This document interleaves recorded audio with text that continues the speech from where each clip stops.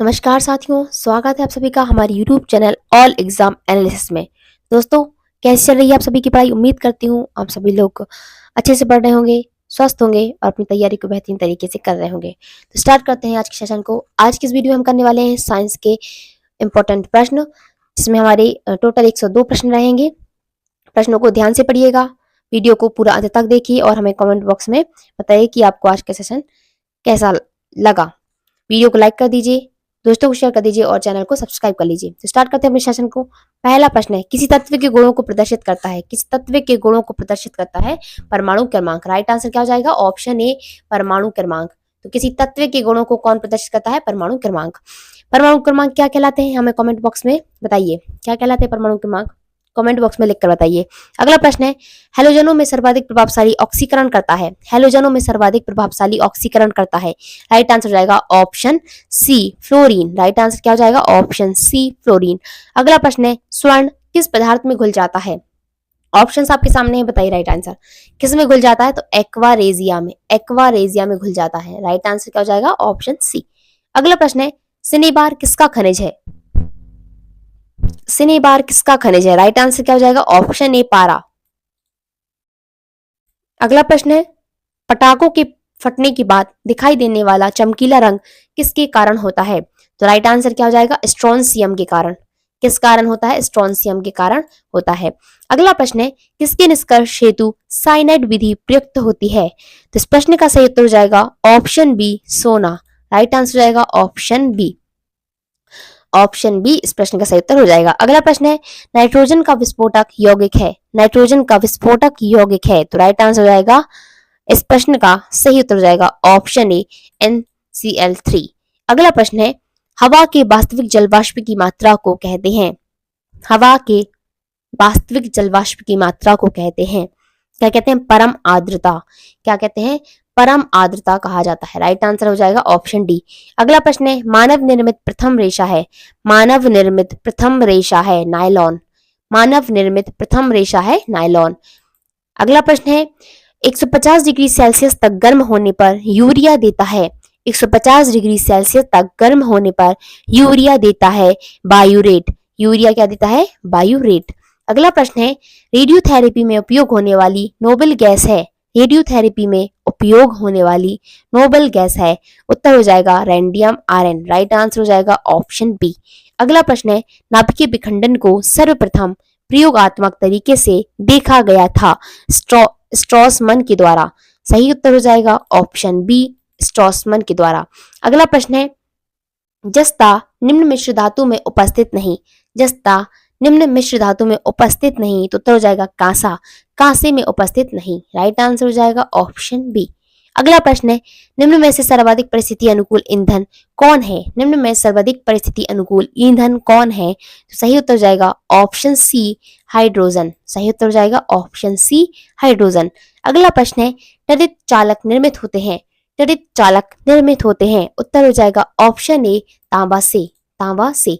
अगला प्रश्न है, प्रकाश की गति न्यूनतम होगी जब वह गुजरेगी। जब वह गुजरेगी कांच से। सही उत्तर क्या हो जाएगा? ऑप्शन सी, कांच से। अगला प्रश्न है, रेडियम प्राप्त होता है। रेडियम प्राप्त होता है पिच ब्लेंड से। राइट आंसर हो जाएगा ऑप्शन सी, पिच ब्लेंड से। अगला प्रश्न है, हेनरी किसका इकाई है? हेनरी किसकी इकाई है? तो उत्तर क्या हो जाएगा? ऑप्शन सी, प्रेरकत्व की। प्रेरकत्व की। अगला प्रश्न है, 1 जूल कितने कैलोरी के बराबर होता है? 1 जूल कितने कैलोरी के बराबर होता है? तो उत्तर क्या हो जाएगा? Option D, 0.24। 0.24। अगला प्रश्न है, पानी का अणुभार है। पानी का अणुभार है कितना होता है? 18 AMU। राइट आंसर हो जाएगा ऑप्शन बी। अगला प्रश्न है, एमकेएस पद्धति में बल की इकाई क्या है? एमकेएस पद्धति में बल की इकाई होती है न्यूटन। राइट आंसर हो जाएगा ऑप्शन बी, न्यूटन। अगला प्रश्न है, शरीर में ऊतकों का निर्माण होता है। शरीर में ऊतकों का निर्माण होता है। किससे होता है ऊतकों का निर्माण? राइट आंसर हो जाएगा प्रोटीन से। राइट आंसर हो जाएगा ऑप्शन डी, प्रोटीन से। अगला प्रश्न है, कांच है एक प्रकार का। कांच है एक प्रकार का। क्या है एक प्रकार का? अतिशीतित द्रव। सही उत्तर हो जाएगा ऑप्शन ए, अतिशीतित द्रव। अगला प्रश्न है, इंटीग्रेटेड सर्किट चिप पर किसकी परत होती है? सही उत्तर हो जाएगा ऑप्शन ए, सिलिकॉन की परत होती है। राइट आंसर हो जाएगा ऑप्शन ए। अगला प्रश्न है, चुंबकीय डिस्क पर किस पदार्थ की परत होती है? चुंबकीय डिस्क पर किस पदार्थ की परत होती है? तो उत्तर हो जाएगा ऑप्शन ए, आयरन ऑक्साइड की। अगला प्रश्न है, पीयूष ग्रंथि स्थित होता है। पीयूष ग्रंथि स्थित होती है। पीयूष ग्रंथि स्थित होती है, कहां पर स्थित होती है? उत्तर क्या हो जाएगा ऑप्शन बी, सिर में, मस्तिष्क में उपस्थित होती है पीयूष ग्रंथि। पीयूष ग्रंथि को मास्टर ग्रंथि भी कहा जाता है।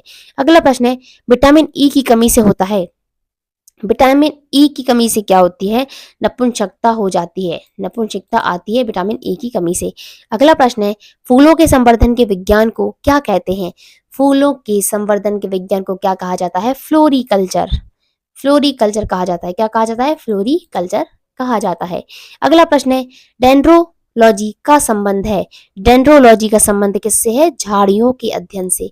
झाड़ियों के अध्ययन से संबंधित है डेंड्रोलॉजी। अगला प्रश्न है, पुष्पों का अध्ययन कहलाता है। पुष्पों का अध्ययन कहलाता है। पुष्पों का अध्ययन क्या कहलाता है? एंथोलॉजी। क्या कहलाता है? एंथोलॉजी। राइट आंसर हो जाएगा ऑप्शन ए, एंथोलॉजी। क्या कहलाता है? एंथोलॉजी कहलाता है। अगला प्रश्न है, जीवाश्म वनस्पति विज्ञान में अध्ययन किया जाता है। जीवाश्मों का, किसका अध्ययन करते हैं जीवाश्म विज्ञान में? जीवाश्मों का। अगला प्रश्न है, वनस्पति संवर्धन से संबंधित विज्ञान की शाखा को कहते हैं। वनस्पति संवर्धन से संबंधित विज्ञान की शाखा को क्या कहा जाता है? हॉर्टिकल्चर कहा जाता है। सही उत्तर हो जाएगा ऑप्शन डी, वनस्पति संवर्धन से संबंधित विज्ञान की शाखा को क्या कहते हैं? हॉर्टिकल्चर। अगला प्रश्न है, जीवों एवं वातावरण की अंतर अभिक्रिया से संबंधित जीव विज्ञान की शाखा क्या कहलाती है? तो उत्तर क्या हो जाएगा ऑप्शन बी, पारिस्थितिकी। पारिस्थितिकी कहलाती है। अगला प्रश्न है, वनस्पति विज्ञान की वह शाखा जिसमें शैवालों का अध्ययन किया जाता है। जिसमें शैवालों का अध्ययन किया जाता है उसे क्या कहा जाता है? फाइकोलॉजी। फाइकोलॉजी में शैवालों का अध्ययन किया जाता है और माइकोलॉजी में कवकों का अध्ययन किया जाता है। चलते हैं अगले प्रश्न पर। सिल्वीकल्चर वनस्पति विज्ञान की वह शाखा है जिसमें वर्णन होता है। सिल्वीकल्चर वनस्पति विज्ञान की वह शाखा है जिसमें वर्णन होता है। किसका वर्णन होता है? तो ऑप्शन बी से उत्तर हो जाएगा वन के विकास के सिद्धांत का। राइट आंसर हो जाएगा ऑप्शन बी। अगला प्रश्न है, स्पर्मोलॉजी में किसका अध्ययन होता है? स्पर्मोलॉजी में किसका अध्ययन होता है? तो उत्तर हो जाएगा ऑप्शन ए, बीज का अध्ययन होता है। बीज का अध्ययन होता है।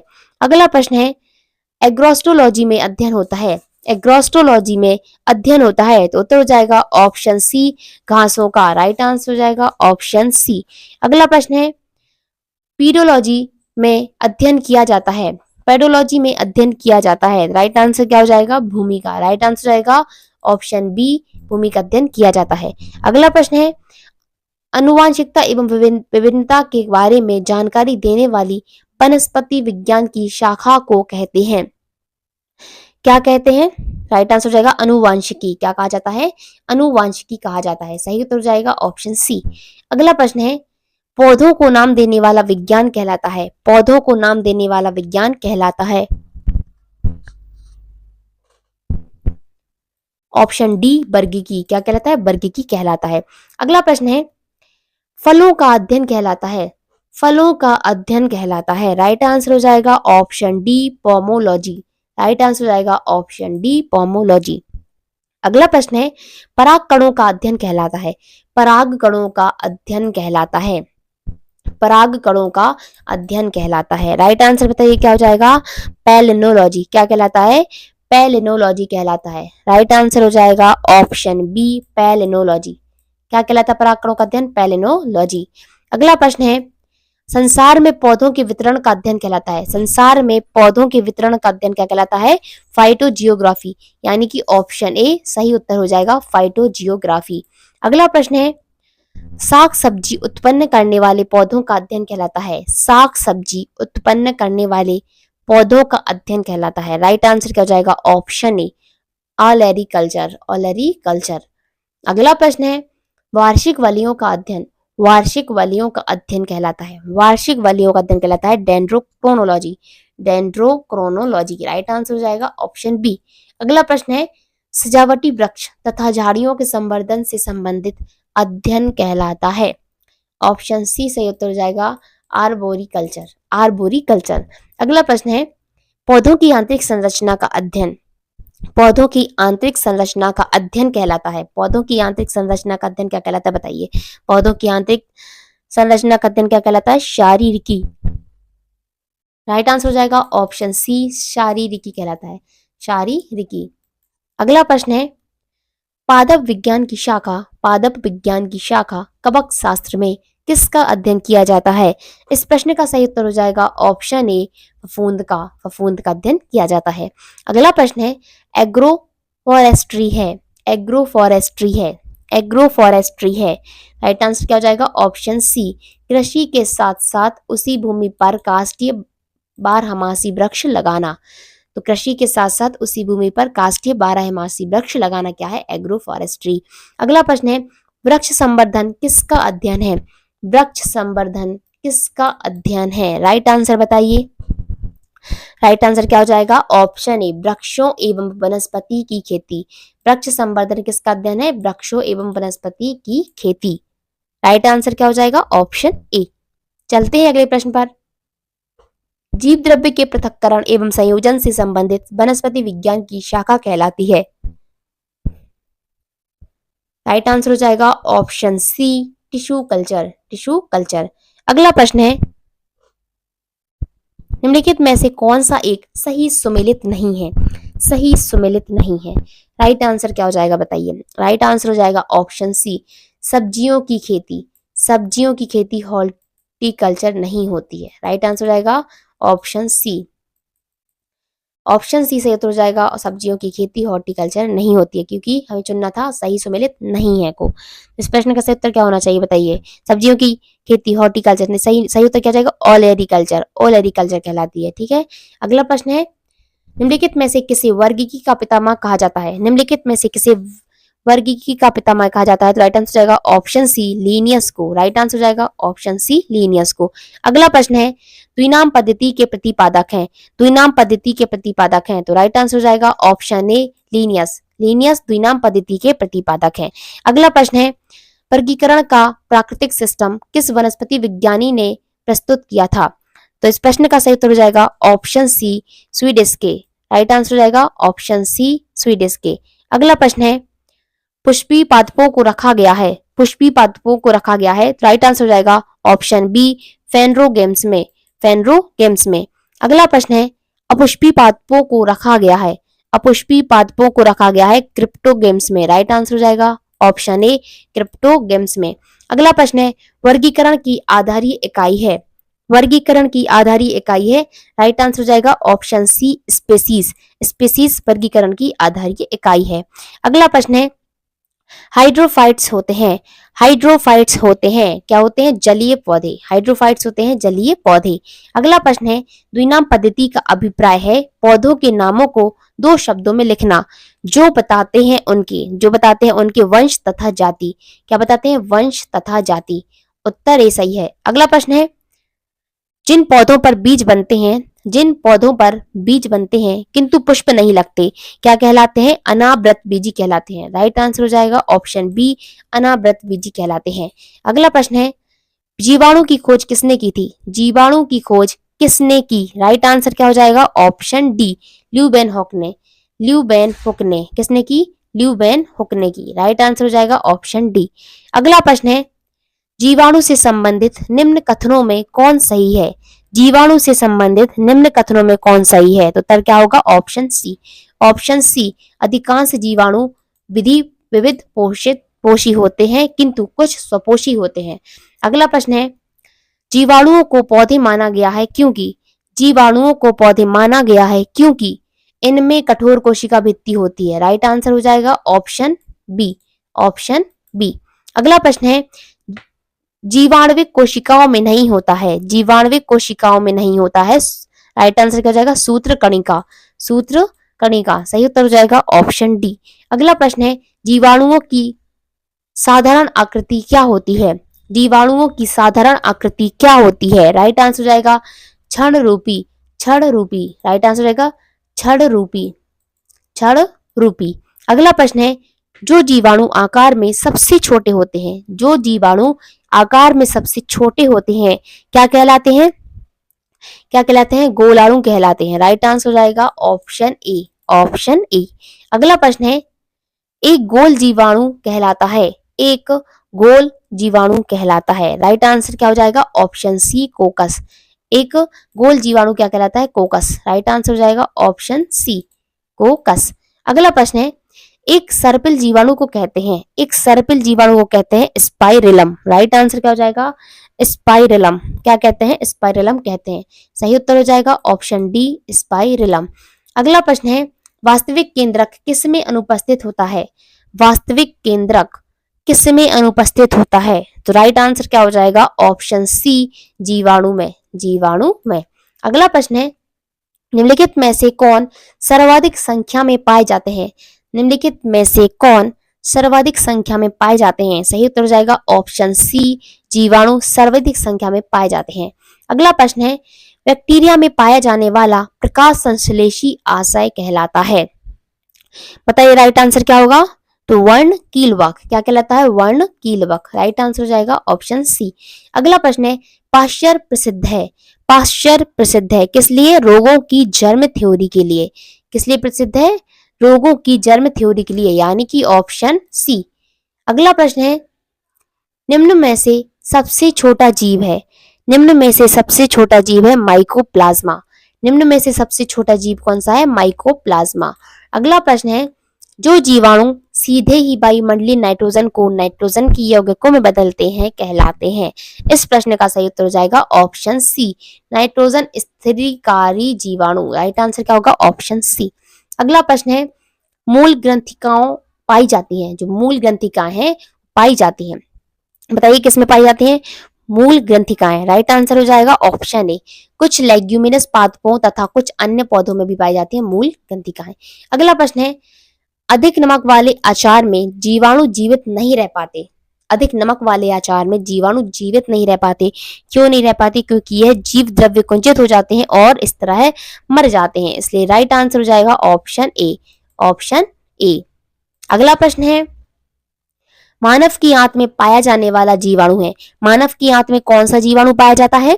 बताइए कौन सा जीवाणु पाया जाता है? ऑप्शन बी, एशरीशिया कोलाई, एशरीशिया कोलाई पाया जाता है। अगला प्रश्न है, तपेदिक उत्पन्न करने वाला जीवाणु है, तपेदिक उत्पन्न करने वाला जीवाणु कौन सा है? माइकोबैक्टीरियम। कौन सा है?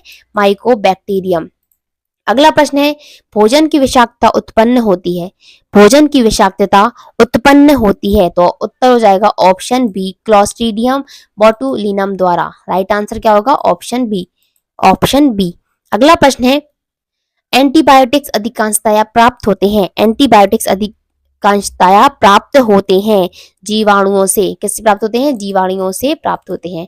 अगला प्रश्न है, यदि एक जीवाणु कोशिका प्रति 20 मिनटों में विभाजित होती है तो 2 घंटे में कितने जीवाणु बनेंगे? इस प्रश्न का सही उत्तर क्या होगा? बताइए। सही उत्तर हो जाएगा ऑप्शन डी, 64, 64। अगला प्रश्न है, नाइट्रोजन यौगिकीकरण में निम्नांकित में से कौन सी फसल सहायक है? सही उत्तर हो जाएगा ऑप्शन सी, फली, ऑप्शन सी, फली। अगला प्रश्न है, नाइट्रोजन स्थिरीकरण में लेग हीमोग्लोबिन का क्या कार्य है? बताइए राइट आंसर। उत्तर हो जाएगा ऑप्शन ए, ऑक्सीजन का अवशोषण, ऑक्सीजन का अवशोषण। अगला प्रश्न है, निम्नलिखित में से कौन सा रोग बैक्टीरिया से होता है? निम्नलिखित में से कौन सा रोग बैक्टीरिया से होता है? उत्तर हो जाएगा ऑप्शन ए, तपेदिक, तपेदिक या टीबी। अगला प्रश्न है, मृदा में धान की पैदावार बढ़ाने वाला मुक्तजीवी जीवाणु कौन सा है? राइट आंसर क्या होगा? मृदा में धान की पैदावार बढ़ाने वाला मुक्तजीवी जीवाणु कौन सा है? राइट आंसर बताइए। बिल्कुल सही जवाब option D, anabaena. Right answer क्या हो जाएगा? Option D, anabaena. अगला प्रश्न है, प्रशीतन खाद्य परिरक्षण में मदद करता है। सही उत्तर हो जाएगा ऑप्शन बी, जैव रासायनिक अभिक्रिया दर को कम कर। अगला प्रश्न है, दही जमाने में निम्नलिखित में से किस सूक्ष्मजीव का प्रयोग किया जाता है? तो उत्तर हो जाएगा लैक्टोबैसिलस का, लैक्टोबैसिलस का। सही उत्तर हो जाएगा ऑप्शन डी, लैक्टोबैसिलस का। अगला प्रश्न है, निम्नलिखित में से किसके द्वारा दूध खट्टा होता है? राइट आंसर बताइए क्या होगा? तो बैक्टीरिया। राइट आंसर हो जाएगा ऑप्शन बी, बैक्टीरिया। अगला प्रश्न है, दूध को दही के रूप में जमने का कारण क्या है? दूध का दही के रूप में जमने का कारण बताइए। राइट आंसर हो जाएगा, ऑप्शन सी, लैक्टोबैसिलस जीवाणु। राइट आंसर हो जाएगा ऑप्शन सी। अगला प्रश्न है, निम्न में से कौन सा सहजीवी नाइट्रोजन यौगिकीकरण जीवाणु है? निम्न में से कौन सा सहजीवी नाइट्रोजन यौगिकीकरण जीवाणु है? राइट आंसर हो जाएगा ऑप्शन ए, राइजोबियम। अगला प्रश्न है, सर्वप्रथम विषाणु की खोज किसने की? राइट आंसर हो जाएगा ऑप्शन बी, इवानोवस्की ने। अगला प्रश्न है, विषाणु माने जाते हैं कैसे माने जाते हैं? सजीव और निर्जीव के बीच एक ट्रांजिशनल ग्रुप माने जाते हैं, वायरस। अगला प्रश्न है, निम्नलिखित में से किस में एंजाइम्स नहीं होते हैं? सही उत्तर हो जाएगा ऑप्शन बी, विषाणु में। अगला प्रश्न है, टीएमवी शब्द कैसे संबंधित है? विषाणुओं से। राइट आंसर क्या होगा बताइए? ऑप्शन सी, विषाणु से। अगला प्रश्न है, हाइड्रोफोबिया रोग उत्पन्न होता है? हाइड्रोफोबिया किससे उत्पन्न होता है? तो हाइड्रोफोबिया उत्पन्न होता है विषाणु से। अगला प्रश्न है, कुत्ते के काटने से जिस विषाणु के द्वारा घात रोग उत्पन्न होता है क्या कहलाता है? हाइड्रोफोबिया कहलाता है। अगला प्रश्न है, चेचक के लिए टीके का विकास किया था? किसने टीके का विकास किया था? तो सही उत्तर क्या हो जाएगा? एडवर्ड जेनर ने चेचक के लिए टीके का विकास किया था। अगला प्रश्न है, एडवर्ड जेनर ने खोज की थी चेचक के टीके की। किसकी की थी? चेचक के टीके की। अगला प्रश्न है, विषाणु वृद्धि करता है जीवित कोशिका में। अगला प्रश्न है, विषाणु निर्जीव माने जाते हैं क्योंकि ये क्रिस्टलाइज हो सकते हैं, इसलिए सही उत्तर हो जाएगा ऑप्शन बी, ये क्रिस्टलाइज हो सकते हैं। अगला प्रश्न है, और आज के इस वीडियो का लास्ट क्वेश्चन है, एंजाइम अनुपस्थित होते हैं विषाणुओं में। राइट आंसर हो जाएगा ऑप्शन बी, एंजाइम अनुपस्थित होते हैं विषाणुओं में। ये थे टोटल हमारे 102 प्रश्न। बहुत ही कम समय में हमने 102 प्रश्न साइंस के कंप्लीट कर लिए हैं। तो ये क्लास आपके आने वाले एग्जाम के लिए बहुत ही इंपॉर्टेंट होने वाली है, इसलिए उम्मीद करती हूँ आपने वीडियो को अभी तक लाइक कर दिया होगा और चैनल को सब्सक्राइब कर लिया होगा, और अपने दोस्तों को इस वीडियो को शेयर कर दीजिए जिससे वो भी इस क्लास का लाभ ले पाए। मिलते हैं नेक्स्ट वीडियो में, तब तक के लिए जय हिंद, जय भारत।